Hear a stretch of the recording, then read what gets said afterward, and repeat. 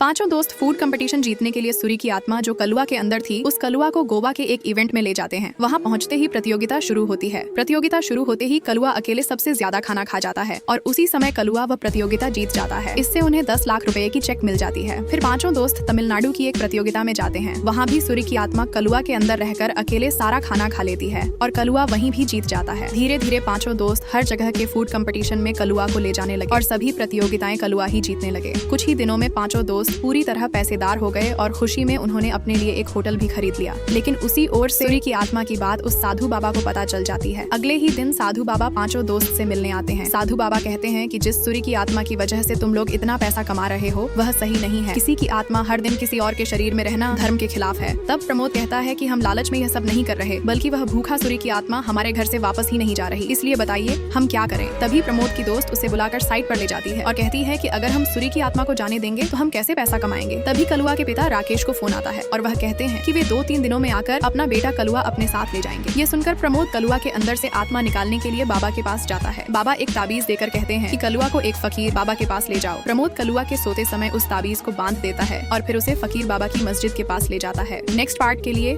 Like और comment करें।